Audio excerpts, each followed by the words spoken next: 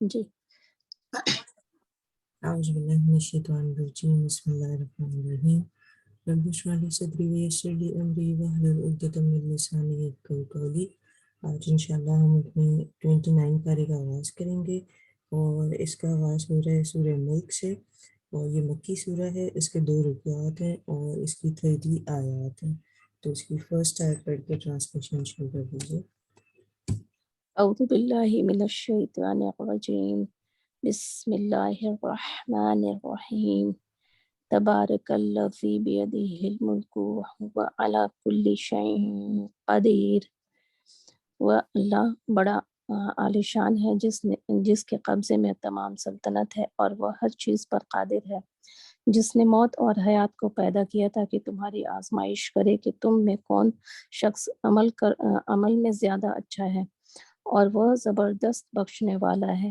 جس نے 7 آسمان اوپر تلے پیدا کیے تو اللہ کی اس صناعت میں کوئی خلل نہ دیکھے گا، سو تم ایک اب کے بعد پھر نگاہ ڈال کر دیکھ لے، کہیں تجھ کو کوئی خلل نظر آتا ہے، پھر بار بار نگاہ ڈال کر دیکھ، نگاہ ذلیل اور درمیانہ ہو کر تیری طرف لوٹ آئے گی۔ اور ہم نے قریب کے آسمانوں کو چراغوں یعنی ستاروں سے آراستہ کیا رکھا ہے، اور ہم نے ان ستاروں کو شیطانوں کے مارنے کے ذریعے بھی بنائے ہیں، اور ہم نے ان شیاطین کے لیے توجہ ان کے کفر کے دوزخ کا عذاب بھی تیار کر رکھا ہے، اور جو لوگ اپنے رب کا انکار کرتے ہیں ان کے لیے دوزخ کا عذاب ہے اور وہ بڑی جگہ ہے۔ اس سورہ کا جب آغاز ہوا تبارک الذی بیدہ الملک وہو علی کل شیء قدیر، وہ پہلی آیت ہے جس کا مطلب ہے نہایت ہی بزرگ و بابرکت ہے اور برتر ہے وہ ذات جس کے ہاتھ میں کائنات کی سلطنت ہر چیز ہے۔ تو اگر آپ دیکھیں یعنی جو کچھ وہ چاہے کر سکتا ہے، کوئی چیز اسے عاجز کرنے والی نہیں ہے کہ وہ کوئی کام کرنا چاہے اور نہ کر سکے، مطلب ہر چیز اللہ تعالیٰ کے اختیار میں ہے۔ پھر بتایا گیا آگے آیت دیکھیں، الذین خلق الموت والحیاۃ لیبلوکم ایکم احسن عملا وہو العزیز الغفور۔ اس میں دیکھیں بتایا جا رہا ہے کہ یعنی دنیا میں انسانوں کے مرنے اور جینے کا یہ سلسلہ اس نے اس لیے شروع کیا کہ امتحان لے سکے اور یہ دیکھے کہ کون زیادہ اچھا عمل لے کر آتا ہے۔ اگر آپ غور کریں تو یہ ایک امتحان ہی ہے جو اللہ تعالیٰ نے انسان کے لیے رکھا ہے کہ کون اچھا عمل کر کے آتا ہے، مطلب نماز، روزہ، صدقہ، اخلاق کس کا اچھا ہے، احسن العمل کس کا ہے، وہ جو صحیح نیت کے ساتھ اور سنت کے مطابق کام کرتا ہے۔ تو انسان کی جو اصل چیز ہے وہ یہی ہے کہ اللہ تعالیٰ دیکھنا چاہتے ہیں کہ کس انسان کے اندر کیا عمل سب سے بہترین ہے اور وہ کس بہترین عمل کے ساتھ اللہ تعالیٰ تک آتا ہے اور اس سے جا کے ملتا ہے۔ پھر آپ دیکھیں کہ آگے کی جو آیات آ رہی ہے اس کے اندر بتایا گیا کہ اصل میں تفاوت کا لفظ استعمال ہوا ہے جس کے معنی عدم تناسب، ایک چیز کا دوسری چیز سے میل نہ کھانا، یعنی آپ دیکھیں بے جوڑ سی بات یہ جو آگے آئی ہے، تہبت آسمان بنائے، تم رحمان کی تخلیق میں کسی قسم کی بے رتبی دیکھتے ہو، جو آیت نمبر 3 میں آ رہا ہے۔ تو یہ کیا ہے کہ بے جوڑ کوئی بھی چیز نہیں بنائی، قرآن میں ہم بہت دیر سے پڑھتے ہوئے آ رہے ہیں کہ اللہ تعالیٰ نے ہر چیز جو بنائی ہے وہ جوڑ کے ساتھ بنائی ہے، بے جوڑ کوئی بھی چیز اللہ تعالیٰ نے اس دنیا میں نہیں رکھی ہے۔ پھر آپ دیکھیں آگے کی جو آیت ہے اس میں آیا کہ اور فطور کے لفظ کو بھی استعمال کیا گیا جس کا مطلب ہوتا ہے کہ کوئی شگاف رکھنا، پھٹا ہوا، ٹوٹا پھوٹا، کوئی ایسی چیز آپ کو پوری کائنات کی اگر آپ اس پہ نظر دوڑائیں تو آپ کو ایک ذرہ بھی ایسا نہیں ملے گا، بلکہ آپ کو لگے گا کہ عظیم الشان جو ہے شان رکھنے والا جو اللہ تعالیٰ ہے اس نے تمام چیزیں بنائی، اور ہم جتنی بھی کوشش کر لیں ہم اس کے اندر کوئی بھی بری چیز نہیں ڈھونڈ سکتے ہیں۔ اور پھر آگے ارشاد فرمایا کہ قریب ہے کہ آسمان سے مراد وہ آسمان ہے جس کے تاروں اور سیاروں کو ہم دوربین کے بغیر دیکھ ہی نہیں سکتی ہماری آنکھ، مطلب جس طرح ہم انسانوں کو ایسے بغیر اس کے دیکھ سکتے ہیں، ان چیزوں کو ہم بغیر اس کے نہیں دیکھ سکتے دوربین کے، لیکن اللہ تعالیٰ ہر چیز پر نظر رکھے ہوئے۔ جی آگے کیا آپ کریں۔ جب یہ لوگ اس میں ڈالے جائیں گے تو اس سے بڑی زور کی آواز سنیں گے اور وہ اس طرح جوش مار رہی ہوگی جیسے معلوم ہوگا کہ ابھی غصے کے مارے پھٹ پڑے گی، اور جب اس میں کوئی گروہ ڈالا جائے گا تو اس کے محافظ ان لوگوں سے پوچھیں گے کہ کیا تمہارے پاس کوئی ڈرانے والا پیغمبر نہیں آیا تھا؟ وہ کافر کہیں گے کہ واقعی ہمارے پاس ڈرانے والا پیغمبر آیا تھا، یہ ہماری شامت تھی کہ ہم نے اس کو جھٹلا دیا اور کہہ دیا کہ اللہ تعالیٰ نے کچھ نازل نہیں کیا۔ تم بڑی غلطی میں پڑے ہو۔ اور کافر فرشتوں سے یہ بھی کہیں گے کہ ہم اگر سنتے یا سمجھتے تو ہم اہل دوزخ میں شامل نہ ہوتے۔ غرض اپنے یہاں دیکھیں جرم یہ کا جو آیت اقرار نمبر کریں 10 ہے، اس میں بتایا جا رہا ہے کہ سننا اور سمجھنا بہت ضروری ہے، کیونکہ یہ جو ہے آپ کو جہنم سے بچاتا ہے۔ لیکن کیسی بات سننا سمجھنا؟ جو حق بات ہوتی ہے اس کو ضرور سننا بھی چاہیے اور سمجھنا بھی چاہیے۔ جی، غرض اپنے جرم کا اقرار کریں گے سو اہل دوزخ پر لعنت ہے۔ بے شک جو لوگ اپنے پروردگار سے بے دیکھے ڈرتے ہیں ان کے لیے مغفرت اور اجر عظیم ہے۔ اور یہاں پر تم لوگ اللہ تعالیٰ خواہ کی خشیت کی بات آ رہی ہے کہ آپ نے اللہ تعالیٰ سے بغیر دیکھے ڈرنا ہے، اور پھر کیا کرنا ہے؟ مغفرت طلب کرنی ہے اور اچھے اخلاق اختیار کرنے ہیں، اور دنیا اور آخرت کا جو اجر ہے وہ پھر وہ آپ کو لوٹا دے گا۔ جی، اور تم لوگ خواہ چھپا کر بات کہو یا پکار کر کہو، وہ دلوں تک کی باتوں کو خوب واقف ہے۔ اور بھلا کیا وہ نہیں جانے گا جس نے پیدا کیا ہے، اور وہ باریک بین پورا آباد خبر ہے۔ اور ایسا ہے جس نے تمہارے لیے زمین کو مسخر کر دیا، سو تم اس کی رستوں میں چلو اور اللہ کی روزی میں سے کھاؤ اور اسی کے پاس دوبارہ زندہ کر کے جانا ہے۔ کیا تم لوگ اس سے بے خوف ہو گئے کہ جو آسمان میں ہے کہ وہ تم کو زمین سے دھسا دے، پھر وہ زمین تھرتھرانے لگے، یا تم لوگ اس سے بھی بے خوف ہو گئے جو آسمان میں ہے کہ وہ تم پر ایک ہوائیں تن بھیج دے، سو ان قریب تم کو معلوم ہو جائے گا کہ میرا ڈرانا کیسا تھا۔ اور ان کے پہلے جو لوگ گزر چکے ہیں انہوں نے جھٹلایا تھا، سو میرا عذاب کیسا ہوا۔ کیا ان لوگوں نے اپنے اوپر پرندوں کی طرف نظر نہیں کی کہ پر پھیلائے ہوئے ہیں اور پر سمیٹ لیتے ہیں، بجز رحمان کے ان کو کوئی تھامے ہوئے نہیں ہے۔ بے شک ہر چیز کو دیکھ رہا ہے۔ ہاں، رحمان کے سوا کون ہے جو تمہارا لشکر بن کر تمہاری حفاظت کر سکے؟ کافر تو نرے دھوکے میں ہے۔ ہاں، وہ کون ہے جو تم کو روزی پہنچا دے اور اللہ تعالیٰ اپنی روزی بند کر لے، بلکہ یہ لوگ سرکشی اور نفرت پر جم رہے ہیں۔ سو کافر کا حال اوپر سنا کر ان کو سن کر سوچے کہ کیا جو شخص منہ کے بل گرتا ہوا چل رہا ہو منزل مقصود پر زیادہ پہنچنے والا ہوگا، وہ شخص جو سیدھا ایک ہموار سڑک پر چلا جا رہا ہو۔ یعنی اب یہاں پر مثال کہیے دی کہ جا رہی ہے وہی کہ جانوروں کی طرح منہ نیچے کیے ہوئے ایک ہی جگہ پر آپ چلے جا رہے ہیں تو وہ زیادہ بہتر ہے، یا دیکھ بھال کے چل رہے ہیں وہ زیادہ بہتر ہے؟ آپ کہہ دیجئے وہی ہے جس نے تم کو پیدا کیا اور تم کو کان اور آنکھیں اور دل دیے، تم لوگ بہت کم شکر کرتے ہو۔ جی، آپ کہیے کہ یہاں وہی دیکھیں اس آیت سے بتایا جا رہا ہے، اسے نوٹ کر لیں کہ اللہ تعالیٰ نے انسان کو علم، عقل، سماعت، بینائی کی یہ نعمتیں حق شناسی کے لیے دی ہیں، اور انسان کیا کرتا ہے؟ ان تمام نعمتوں کے بعد اللہ کی ناشکری کرتا ہے، اور ان تمام نعمتیں جو دی ہیں اللہ نے، علم، عقل، سماعت اور بینائی، ان سے کام تو لیتا ہے لیکن جس مقصد کے لیے اسے بنایا وہ اس کے لیے استعمال نہیں کر رہا ہے۔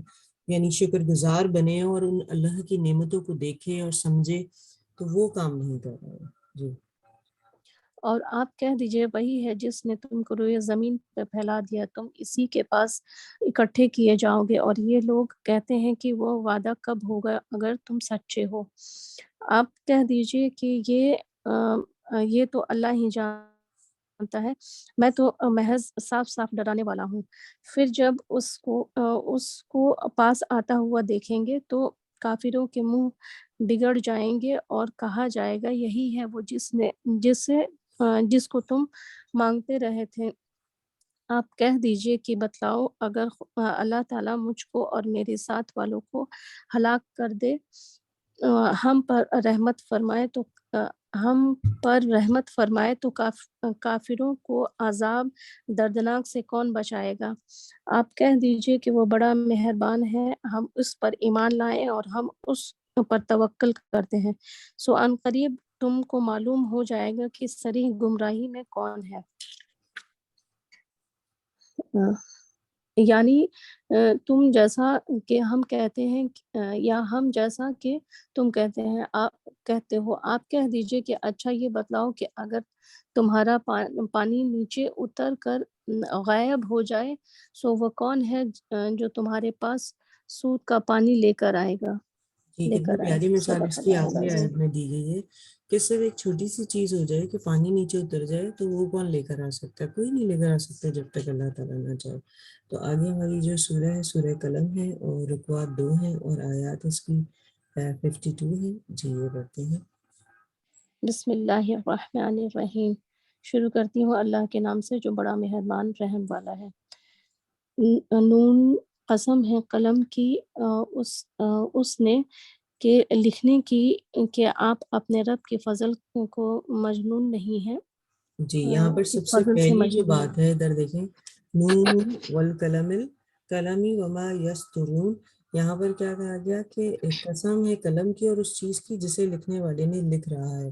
تو یہاں دیکھیں اللہ نے سب سے پہلے قلم کی پیدا کرنے پر قسم کھائی ہے اور ہر چیز کی تقدیر پر لکھنے کا حکم دیا ہے۔ یہاں پر امام تفسیر جو ہے وہ کہتے ہیں کہ قلم سے مراد وہ قلم ہے، یعنی قرآن کو لکھا جا رہا تھا، اس سے خود بخود یہ نتیجہ نکلتا ہے کہ وہ چیز جو لکھی جا رہی تھی اس سے مراد قرآن مجید ہے، اور اگر قرآن مجید کے علاوہ کوئی چیز ہے تو وہ کیا ہے؟ انسان کی تقدیریں جو اللہ تعالیٰ نے قلم سے لکھی ہیں۔ جی اور بے شک آپ کے لیے ایسا اجر ہے جو ختم ہونے والا نہیں، اور بے شک آپ اخلاق کے اعلیٰ پیمانے پر ہیں، سو ان قریب اور آپ بھی دیکھیں دیکھ آگے لیں گے۔ آیت نمبر 2 میں بتایا گیا ما انت بنعمتی ربک بمجنون، یہاں پر جو بات ہے وہ کہی جا رہی ہے کہ خطاب تو رسول صلی اللہ علیہ وسلم سے کیا جا رہا ہے، لیکن اصل مقصد جو ہے وہ کفار مکہ ہے، اور ان کا بہتان کا جواب دیا جا رہا ہے کہ آپ مجنون نہیں ہیں جو وہ قرار دے رہے تھے، اور کہا گیا کہ یہ قرآن جو کاتبین وحی کی طرف سے لکھا گیا ہے یہ خود انہوں نے بنایا نہیں ہے، یا جو ہے ان پہ نازل کیا گیا حضرت جبرائیل امین کے ذریعے سے اور اللہ تعالیٰ کی طرف سے، اور جو وہ بہتان لگا رہے ہیں اس کی تردید اس کے اندر مل رہی ہے۔ جی تو ان قریب آپ بھی دیکھ لیں گے کہ یہ لوگ بھی دیکھ لیں گے کہ تم میں سے کس کو جنون تھا، آپ کا پروردگار اس کو بھی خوب جانتا ہے جو اس کی راہ سے بھٹکا ہوا ہے، اور وہ راہ پر چلنے والے کو بھی خوب جانتا ہے۔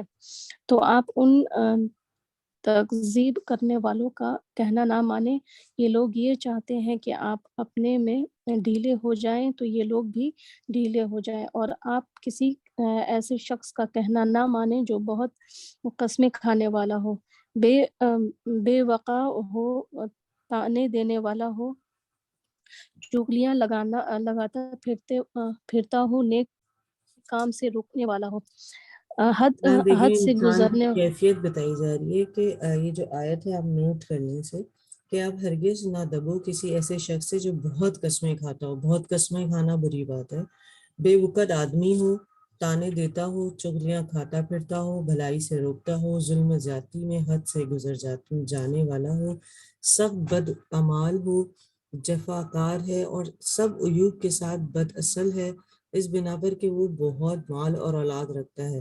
تو آپ نے ایسے شخص کی پوری مثال اللہ تعالیٰ نے قرآن میں دے دی ہے کہ ایسے شخص کی باتوں میں آپ نے نہیں آنا ہے۔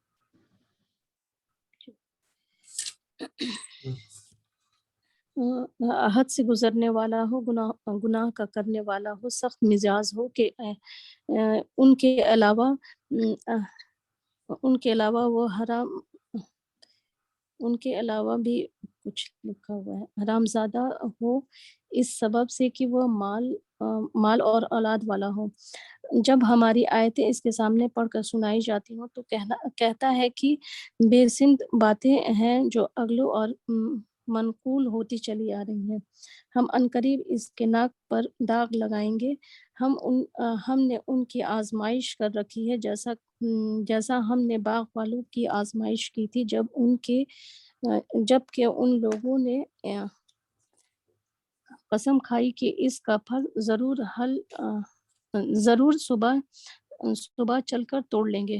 انہوں نے انشاءاللہ بھی نہیں کہا، سو اس باغ پر آپ پہلے کی تو رب کی طرف آپ سے اس آدمی کو سمجھ لیں کہ اس آدمی کے بارے میں کہا جا رہا ہے کوئی بھی ایسا شخص جو مال و اولاد بہت زیادہ رکھتا ہو تو آپ اس سے انسپائر ہو کر اس کی باتوں پر عمل کرنے لگے۔ اس چیز سے روکا گیا ہے کہ اگر ایسا کوئی مغرور ہے تو اس کی بات نہ سنیں، وہ بس باتیں ہی کرتا ہے اور دین پر عمل نہیں کرتا۔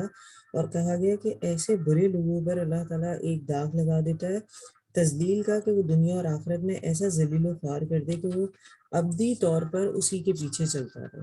اب آگے جو قصہ آ رہا ہے وہ ایک باغ کے مالک کا آ رہا ہے، وہ انشاءاللہ کرتے ہیں جو اہل مکہ کو اس کی طرف اشارے سے سمجھائی جا رہی ہے بات۔ جی آپ کے رب کی طرف سے ایک پھرنے والے نے پھر گیا اور وہ سو رہے تھے، پھر صبح کو وہ باغ ایسا رہ گیا جیسے گڑا ہوا کھیت۔ سو صبح کے وقت ایک دوسرے کو پکارنے لگے کہ اپنے کھیت پر سویرے چلو اگر تم کو پھل توڑنا ہے۔ پھر وہ لوگ آپس میں چپکے باتیں کرتے چلے کہ آج تم تک کوئی محتاج نہ آنے پائے اور اپنے کو اس کے نہ دینے پر قادر سمجھ کر چلے۔ پھر جب اس نے اس باغ کو دیکھا تو کہنے لگے کہ ہم بے شک راستہ بھول گئے، بلکہ ہماری قسمت ہی پھوٹ گئی۔ ان میں جو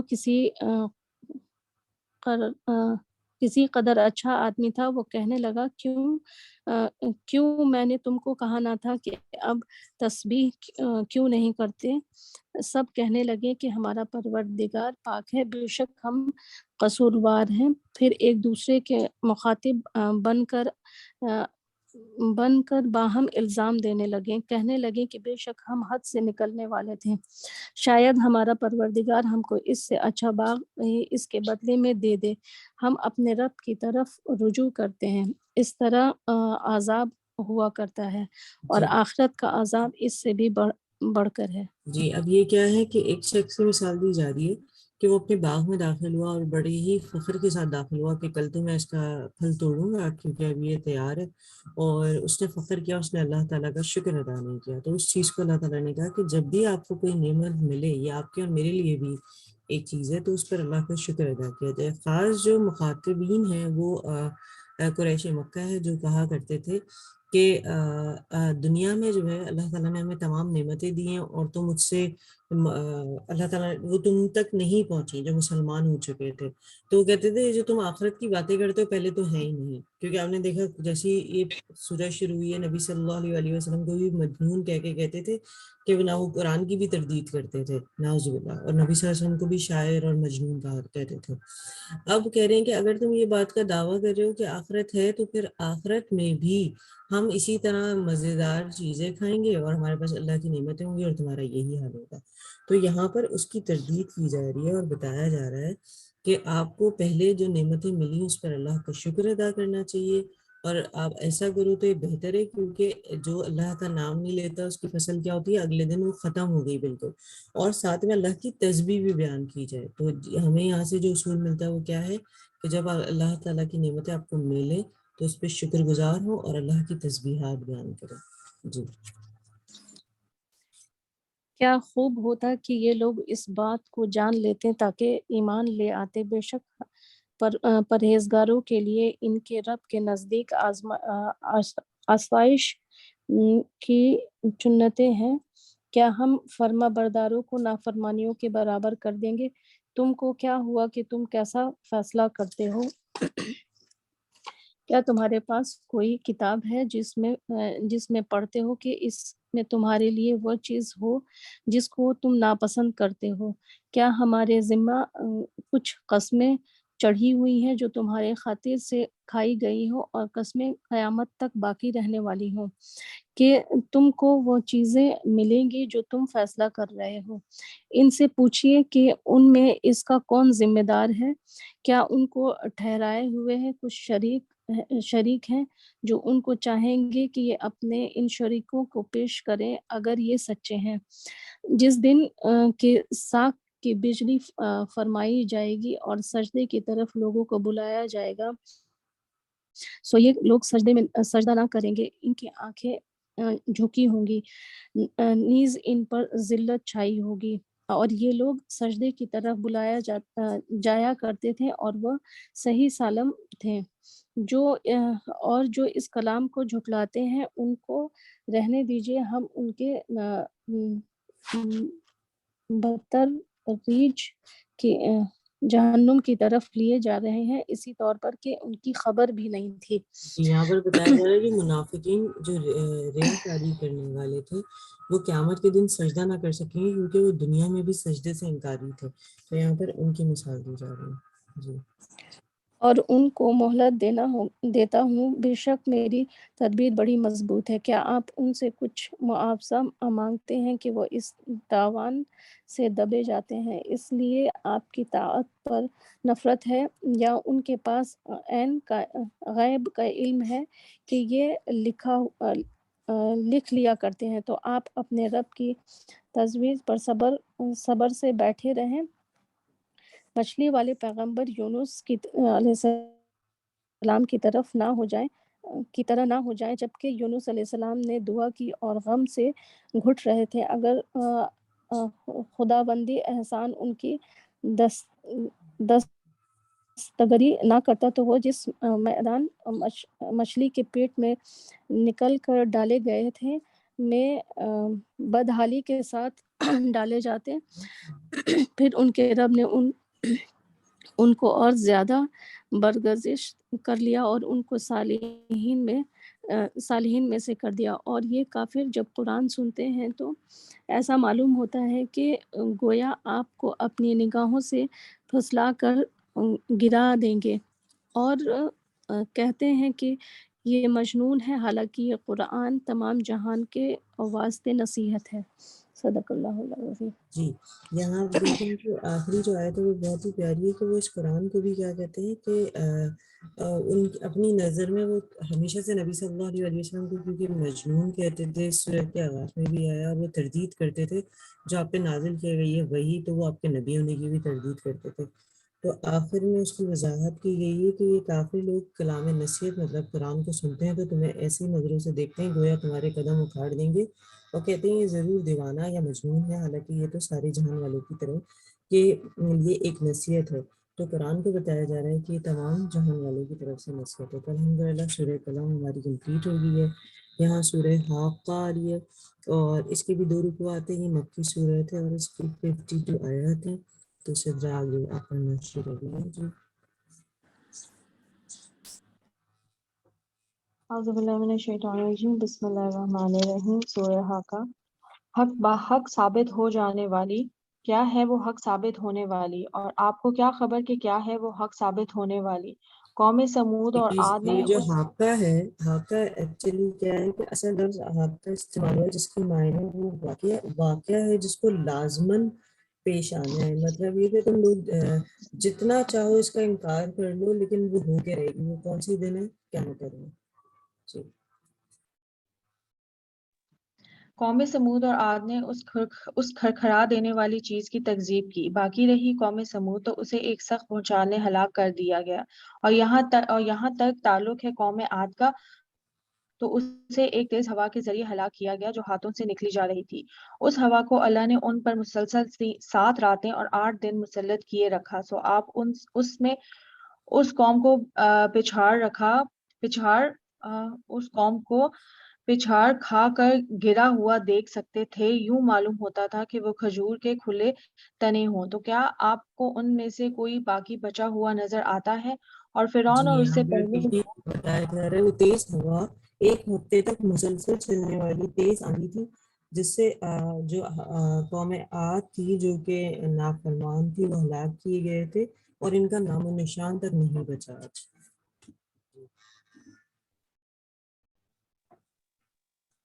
اور فرعون اور اس سے پہلے لوگ اور الٹائی گئی بستیوں کے لوگ گناہ کرتے ہوئے آئے کہ انہوں نے اپنے رب کے پیغمبر کی نافرمانی کی، سو اس نے ان کی سخت گرفت فرمائی. آپ پانی ابلنا شروع ہوا تو ہم نے تمہیں ایک کشتی میں سوار کیا تاکہ ہم اسے غور تمہارے کریں، لیے یہاں نعمت پر بنا اب دیں. انبیاء کا نام نہیں لیا جا رہا. یہاں پر کہا گیا، پہلے بات کی گئی کہ فرعون کی بات کی گئی، اور وہ جو الٹی بستی کس کی الٹی ہو گئی تھی، جو حضرت لوط علیہ السلام تھے. تو حضرت لوط کی بات کی گئی، اور ان سب نے اپنے رب کے رسول کی بات نہ مانی تو اس نے ان کو بڑی سختی کے ساتھ پکڑا.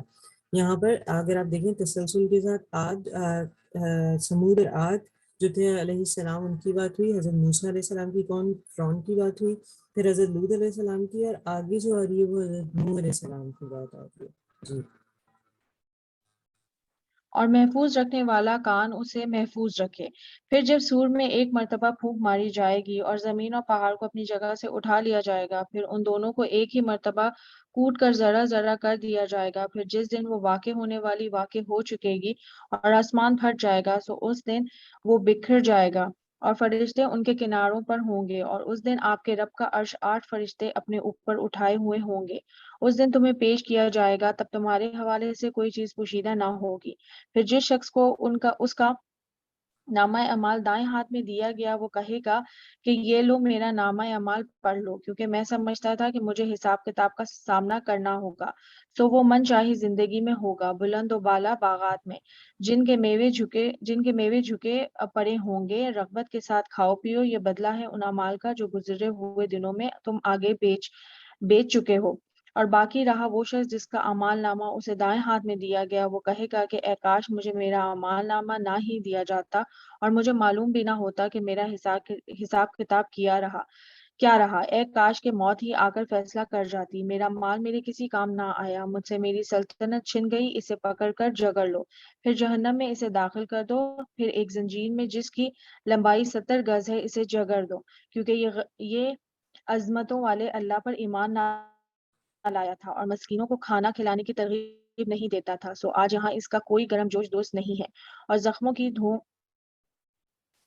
دھوون کے علاوہ اس کے لیے کوئی کھانا نہ ہوگا. اسے سے وہی لوگ کھائیں گے جو گنہگار ہوں گے. سو میں ان چیزوں کی قسم کھاتا ہوں جو تم دیکھتے ہو اور ان چیزوں کی بھی جنہیں تم نہیں دیکھتے. بے شک یہ ایک معزز رسول کا لایا ہوا کلام ہے. یہ والے ہوں گے، دائیں ہاتھ والے، سیدھے ہاتھ والے ہوں گے، وہ تو اللہ تعالیٰ کی طرف سے نعمتیں پائیں گے، ان کے پسندیدہ عیش میں بھی ہوں گے. لیکن جو بائیں ہاتھ والے ہوں گے وہ جہنم والے ہوں گے. اور آپ ان کا عمل دیکھیں کتنی چھوٹی چھوٹی اس میں باتیں کہی گئی ہیں، جن میں سے ایک چیز کیا ہے کہ وہ لوگوں کو کھانا نہیں کھلاتے ہیں. تو یہاں پہ بتایا جا رہا ہے کہ اللہ تعالیٰ نے اگر آپ کو مال و اسباب دیں تو غریبوں کو کھانا کھلائے گا. جی یہ کسی شاعر کا کلام نہیں ہے، بہت کم تم ایمان لاتے ہو، اور نہ ہی یہ کسی کاہن کا کلام ہے، بہت کم تم نصیحت حاصل کرتے ہو. یہ کلام رب العالمین کا نازل کردہ ہے، اور اگر وہ اپنے پاس سے کوئی بات بنا کر ہماری طرف منسوب کر دیتا تو ہم اسے دائیں ہاتھ سے پکڑ لیتے. میرے بیل ہوئی ہے تو میں ایسا دیکھ لوں، آپ میں سے کوئی کنٹینیو کرنا چاہے تو پلیز. G sorry. کون جی کرنا میں چاہے گا؟ پڑھوں. جی پڑھیے. آیت نمبر بتائیں سورہ حقہ کی. سورہ حقہ کی آخری آیات ہے، آخری آیات کریں، اور ہم 41 تک پڑھ چکے ہیں. اچھا 41 تک پڑھ چکی ہے. اوکے. ایک کسی شعر کا قول افسوس تمہیں بہت کم یقین ہے، اور نہ کسی کاہن کا قول ہے افسوس بہت کم نصیحت لے رہے ہیں. یہ تو رب العالمین کا اتارا ہوا ہے، اور اگر یہ ہم پر کوئی بھی بات بنا لیتا تو البتہ ہم اس کا دانا ہاتھ پکڑ لیتے، پھر اس پر رکھ کاٹ دیتے. پھر تم میں سے کوئی بھی مجھے اس سے روکنے والا نہ ہوتا. یقیناً یہ قرآن پرہیزگاروں کے لیے نصیحت ہے. ہمیں پوری طرح معلوم ہے کہ تم میں سے بعض اس کے جھٹلانے والے ہیں. بے شک یہ جھٹلانا کافروں پر حسرت ہے، اور بے شک شبہ یقینی حق ہے. بس تو اپنے رب عظیم کی پاکی بیان کر.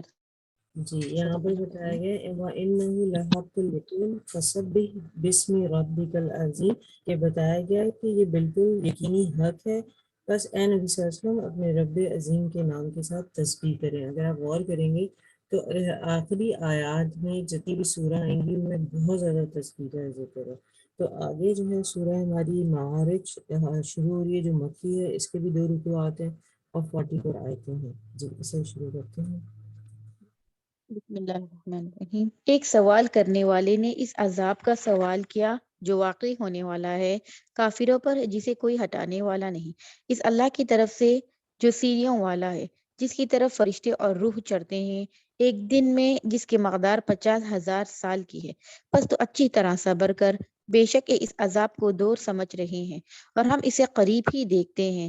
جس دن آسمان مثل تیل کی تلچٹ کے ہو جائیں گے اور پہاڑ مثل رنگین اون کے ہو جائیں گے، اور کوئی دوست کسی دوست کو نہ پوچھے گا، حالانکہ ایک دوسرے کو دکھائے دیے جائیں گے.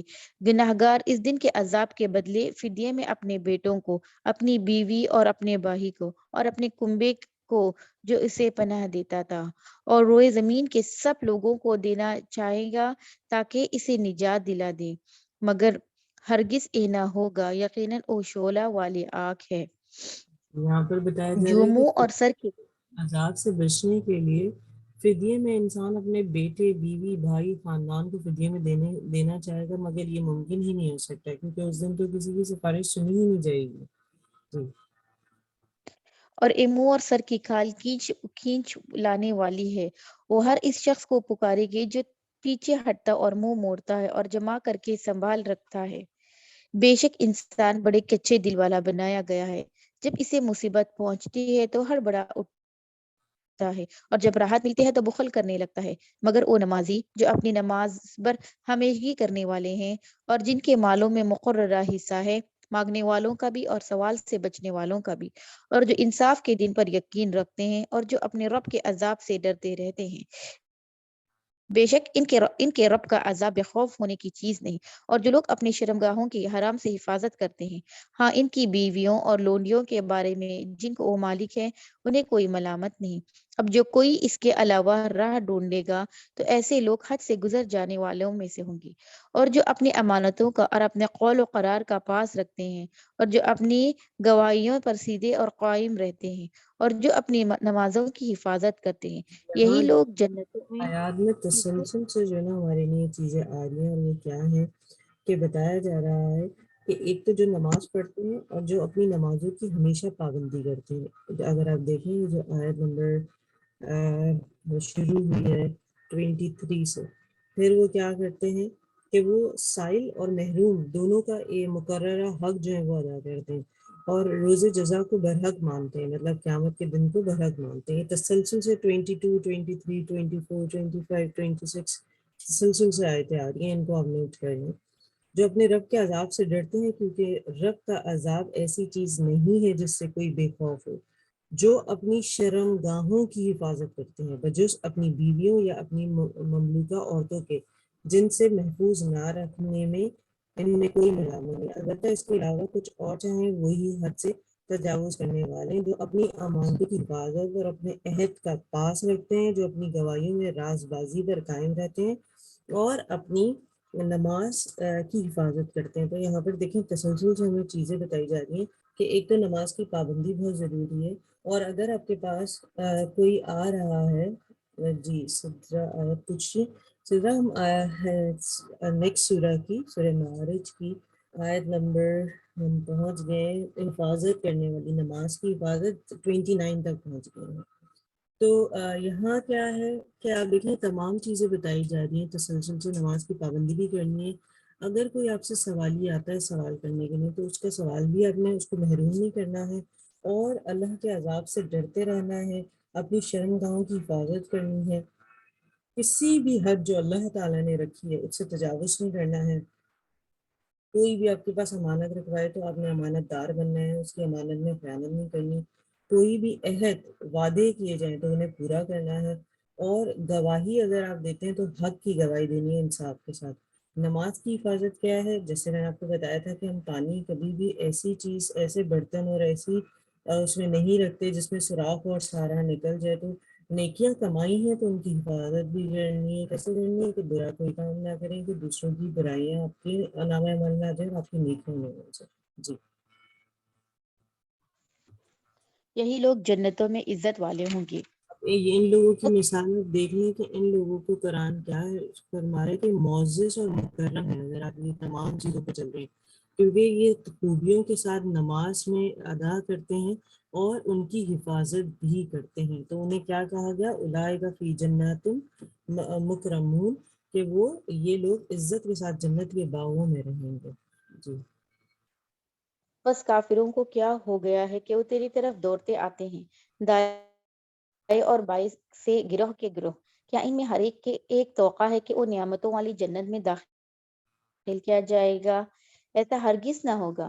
ہم نے انہیں اس چیز سے پیدا کیا ہے جسے وہ جانتے ہیں، بس مجھے قسم ہے مشرقوں اور مغربوں کے رب کی، ہے کہ ہم یقیناً قادر ہیں اس پر کہ ان کے اوس ان سے اچھے لوگ لے آئے، اور ہم عاجز نہیں ہیں۔ بس تو انہیں جگڑتا کھیلتا چھوڑ دے، یہاں تک کہ یہ اپنے پاس اس دن سے جا ملے جس کا ان سے وعدہ کیا جاتا ہے، جس دن یہ قبروں سے دوڑتے ہوئے نکلیں گے، گویا کہ وہ کسی جگہ کی طرف تیز تیز جا رہے ہیں۔ ان کی آنکھیں جھکی ہوئی ہوگی، ان پر ذلت چھا رہی ہوگی۔ یہ ہے وہ دن جس کا ان سے وعدہ کیا جاتا تھا۔ صدق اللہ العظیم۔ جی الحمدللہ، یہ ہماری سورہ کمپلیٹ ہو گئی، آگے سورہ نور آ رہی ہے، اس کی بھی بات ہے، اس سورہ ہے اور 28 بسم اللہ الرحمن الرحیم۔ یقیناً ہم نے نوح علیہ السلام کو ان کی قوم کی طرف بھیجا کہ اپنی قوم کو ڈرا دو اور خبردار کر دو، اس سے پہلے کہ ان کے پاس دردناک عذاب آ جائے۔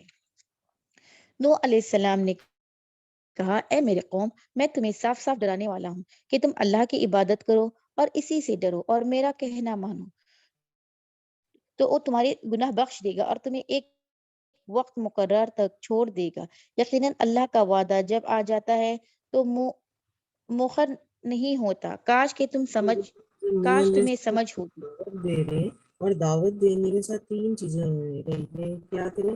ایک تو میں ان کا نبی ہوں تو آپ اطاعت کریں، اللہ کی بندگی کریں، میری اطاعت کریں، اور تمہارے گناہوں سے وہ پھر درگزر کر دے گا۔ تو انہوں نے جب نہیں مانا تو جو لوگ نہیں ماننے والے تھے وہ پیچھے رہ گئے۔ نوح علیہ السلام نے کہا کہ اے میرے پروردگار، میں نے اپنی قوم کو رات دن تیری طرف بلایا ہے، مگر میرے بلانے سے یہ لوگ اور زیادہ بھاگنے لگے۔ میں نے جب کبھی انہیں تیری بخشش کے لیے بلایا، انہوں نے اپنی انگلیاں اپنے کانوں میں ڈال دی اور اپنے کپڑوں کو اوڑھ لیا اور اڑ گئے اور بڑا تکبر کیا۔ پھر میں نے انہیں بآواز بلند بلایا، اور بے شک میں نے ان کے علانیہ بھی کہا اور چپکے چپکے بھی، اور میں نے کہا کہ اپنے رب سے اپنے گناہ بخشواؤ اور معافی مانگو، وہ یقیناً بڑا بخشنے والا ہے۔ وہ تم پر آسمان کو خوب برستا ہوا چھوڑ دے گا اور تمہیں خوب بے پرپے مال اور اولاد میں ترقی دے گا، اور تمہیں باغات دے گا اور تمہارے لیے نہریں نکال دے گا۔ تمہیں کیا ہو گیا ہے کہ تم اللہ کی برتری کا عقیدہ نہیں رکھتے، حالانکہ اس نے تمہیں طرح طرح سے پیدا کیا ہے۔ کیا تم نہیں دیکھتے کہ اللہ تعالیٰ نے اوپر تلے کس طرح 7 آسمان پیدا کر دیے ہیں، اور ان میں چاند کو خوب جگمگاتا بنایا ہے اور سورج کو روشن چراغ بنایا ہے، اور تم کو زمین میں ایک خاص اہتمام سے اگایا ہے اور پیدا کیا ہے، پھر تمہیں اسی میں لوٹا لے جائے گا اور ایک خاص طریقہ سے پھر نکالے گا، اور تمہارے لیے زمین کو اللہ تعالیٰ نے فرش بنا دیا ہے تاکہ تم اس کی کشادار ہو میں چلو پھرو۔ نوح علیہ السلام نے کہا کہ اے میرے پروردگار، ان لوگوں نے میری تو نافرمانی کی اور ایسوں کی فرما برداری کی جن کے مال و اولاد نے ان کو یقیناً نقصان ہی میں بڑھایا ہے، اور ان لوگوں نے بڑا سخت فریب کیا اور کہا انہوں نے کہ ہرگز اپنے معبود کو نہ چھوڑنا، اور نہ عود و سوا اور یغوث اور یعوق اور نصر کو چھوڑنا، اور انہوں نے بہت سے لوگوں کو گمراہ کیا۔ یا الہی، تو ان ظالموں کی گمراہی اور بڑھا۔ یہ لوگ باسبب اپنے گناہوں کے ڈبو دیے گئے اور جہنم میں پہنچا دیے گئے، اور اللہ کے سوا اپنا کوئی مددگار انہوں نے نہ پایا۔ اور حضرت نوح علیہ السلام نے کہا کہ اے میرے پالنے والے، تو روئے زمین پر کسی کافر کو رہنے سہنے والا نہ چھوڑ، اگر تو انہیں چھوڑ دے گا تو یقیناً اے تیرے اور بندوں کو بھی گمراہ کر دے گا، اور اے فاجروں اور ڈیٹ کافروں کو ہی کو جہنم دیں گے۔ اے میرے پروردگار، تو مجھے اور میرے ماں باپ اور جو ایمان کی حالت میں میرے گھر میں آئے اور تمام مومن مردوں اور عورتوں کو بخش دے، اور کافروں کو سوائے بربادی اور کسی بات سے نہ بڑھا۔ نہیں تھی آیت نمبر 23 میں یہ نام جو ہے یہ ان کے بتوں کے نام ہے۔ آج ایکچولی بیچ میں ڈسٹارشن ہو رہی ہے پوری آواز سے، تو اس وجہ سے مجھے خود بھی کم سمجھ آ رہی آپ کی آواز ہے۔ بریک ہو رہی ہے، جی آپ کی آواز بریک ہو رہی ہے، مطلب کلیئر نہیں ہے آپ کی آواز۔